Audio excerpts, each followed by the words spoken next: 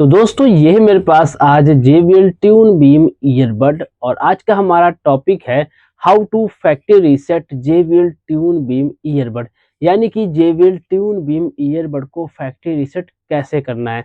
तो यहाँ पे आपको फैक्ट्री रीसेट करने से पहले आपको मैं बता दूं कि आपका जो ईयरबड है और इसका जो चार्जिंग केस है वो कम से कम आप सबको 20% तक चार्ज होना चाहिए, तभी आप सब अपने ईयरबड को फैक्ट्री रीसेट कर पाओगे। तो यहाँ पे हमारा जो ईयरबड और इसका जो चार्जिंग केस है वो 20% से थोड़ा-सा ज़्यादा चार्ज है, तो अब हम इसे फैक्ट्री रीसेट करने वाले हैं।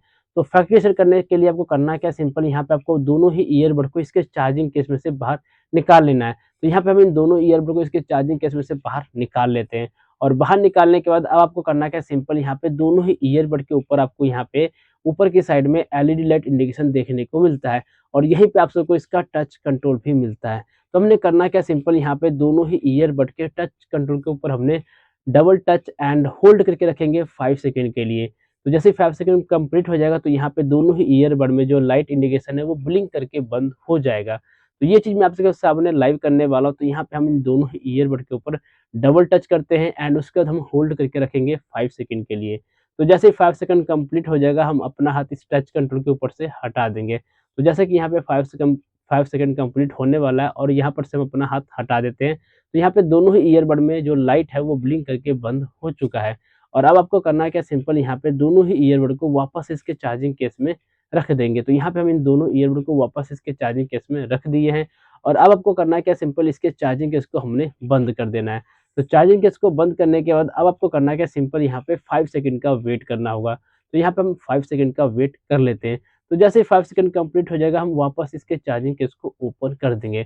तो जैसे हम इसके चार्जिंग केस को ओपन करते हैं ठीक वैसे ही हमारा JBL tune beam earbud factory reset completely done हो जाता है। तो गाइस इस तरीके से आप सब अपना JBL ट्यून बीम ईयरबड को फैक्ट्री रीसेट कर पाओगे और अब आपका जो ईयरबड है वो ऑटोमेटिक ऑन होके पेयरिंग मोड पे आ चुका है। अब आप इसे अपने किसी भी मोबाइल डिवाइस के साथ इजीली कनेक्ट कर पाओगे, कनेक्ट हो जाएगा और इसमें जो भी छोटे-छोटे प्रॉब्लम थे वो सब सॉल्व भी हो चुका होगा।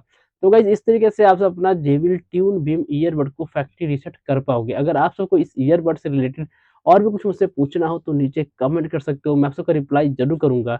और अगर आप सबको ये वीडियो अच्छा लगे तो प्लीज़ वीडियो को एक लाइक कर देना और अगर आप सब हमारे यूट्यूब चैनल पे नए हो तो प्लीज़ चैनल को सब्सक्राइब करके बेल आइकन को ऑन कर देना, क्योंकि मैं ऐसे ही लेटेस्ट गैजेट से रिलेटेड वीडियो लेकर आता रहता हूँ।